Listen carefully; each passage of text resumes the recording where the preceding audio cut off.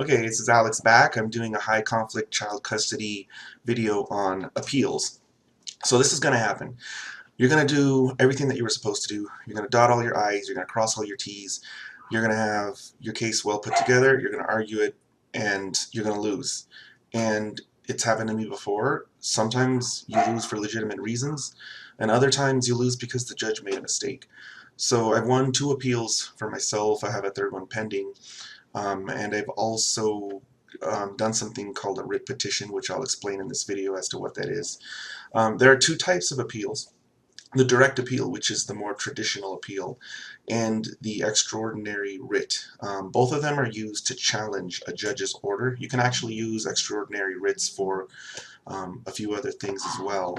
So with a direct appeal, you are directly appealing from your judge up to the appellate court above him. The way that works is going to depend on your statutes and on the court rules.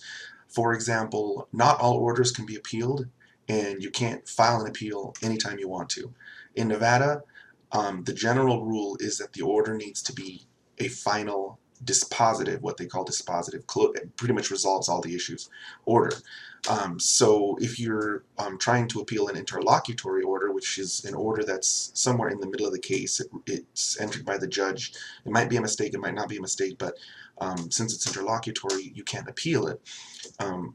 Now, this is a general rule. There actually are some interlocutory orders that you can appeal. I believe in Nevada, for example, an injunction is one of them, but for the most part, those are orders that can't be appealed. So you need to check and see, did the order the judge made against me that's incorrect, is that an order that I can even appeal?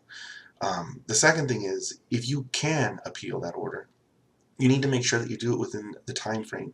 In Nevada, this is actually a jurisdictional issue, which is serious, because what that means is if you don't file the notice of appeal to trigger the appeal within a certain prescribed amount of time, then it's not that the Nevada Supreme Court doesn't want to help you, it's that they literally don't have the power to help you.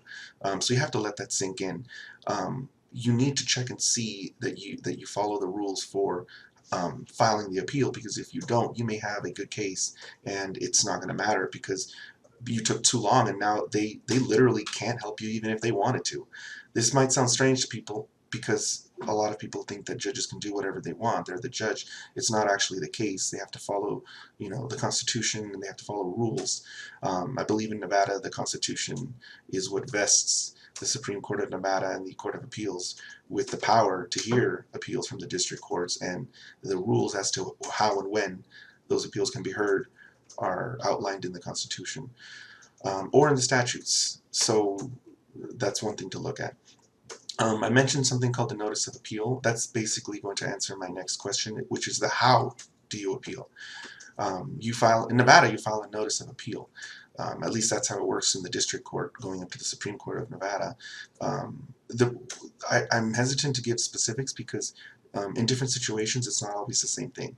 For example, the time to appeal is 30 days from the district court, but that's not always consistent. For example, the time to appeal a small claims action is 5 days. So I'm very hesitant to give specifics because you need to check your own statutes and rules.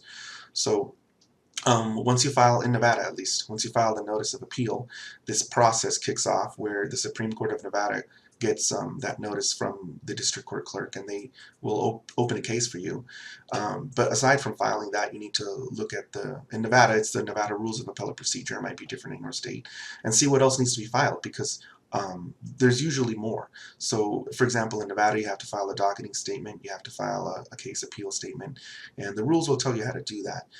It sounds very complicated, but you can break it down and you can learn it within a few hours. And to just give up on an appeal just because it sounded too hard, it's a disservice to yourself and your child. So look into it. Finally, the costs associated with an appeal are also important. In Nevada, it's $250 to file it, and it's an additional $500 cost bond. And on top of that, sometimes you have to post something called a supersedious bond. These are all in the rules, and on the internet you can learn about these terms and find out what they are. There's sometimes when you simply can't afford to pay those costs, and you can get a waiver. In Nevada, what I did was filed an application to proceed in forma pauperis. So You can look up what that is online. I'm going to post some links down below on all of the things I'm talking about, but it basically gets you a waiver from the Supreme Court so that you don't have to pay the filing fee, you don't have to pay the cost bond or any kind of bond, and you can be heard. The reasons behind it are basically the equal protection, you know. Filing fees obviously serve a purpose because they allow the courts to, you know, get some funding. They also allow the courts to filter out cases from people who might simply not want to put, you know, any skin in the game, that might have questionable cases.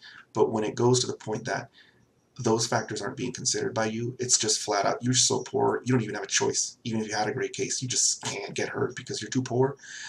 That's unconstitutional, and so there's a process there that will allow you to get access to the Supreme Court, or any court for that matter, without having to pay any of those monies. So that's the direct appeal. It's traditional. It's not actually constitutional. It's just traditional jurisprudence that every citizen is entitled to one appeal from a mistake, and that's what I was talking about when I mentioned the direct appeal.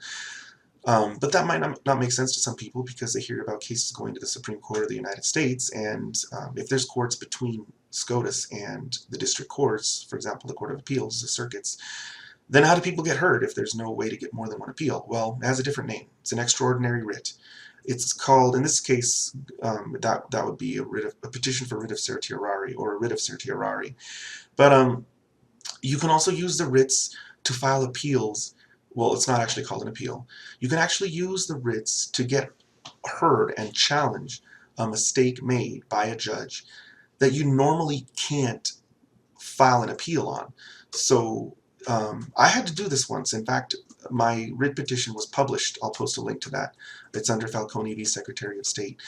The problem was, in my case, that I needed to appeal a decision by the Secretary of State to issue my ex a fictitious address, and there's no process by which to challenge that.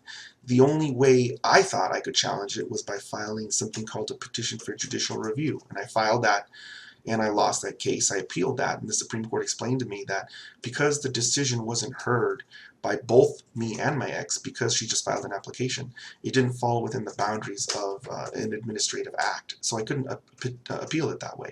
I couldn't file a case. I couldn't appeal the decision of the judge. So that made me think something's not right here. This can't be true, that the government can just make mistakes and there's no way to challenge it. Well, it turns out I was right. It's called an extraordinary writ, and I filed a petition for writ of mandamus, and the only time you can challenge a judge's order or an agency's order in that way is when you don't have any other ordinary remedy available to you. You're simply in a place where you can't get help otherwise.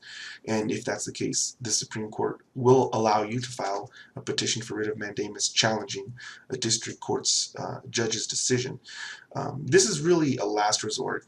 There usually is a way to get heard or to appeal, so don't just jump straight to these petitions, because if the Supreme Court finds out that you do have a way you could have challenged it, they're going to just deny your petition, and you're just going to be wasting your time. I got lucky.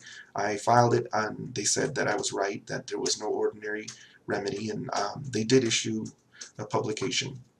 And so if you need to challenge a decision by extraordinary writ, make sure that there is no possible way that the decision could be challenged. And if that's the case, they will usually hear you out, or they might. It's purely discretionary. Unlike a traditional direct appeal where they have to hear you, an extraordinary writ is optional.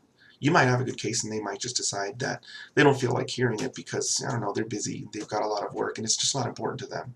So, I mean, the best bet is always a direct appeal. You are entitled to that appeal and you will be heard. If you have to use a writ, try it out. They might not hear you out. I think with the Supreme Court of the United States, they get, I don't know how many cases, thousands upon thousands, and I think they only accept like 80. So it's not that all those other cases lost, it's just that they don't have time.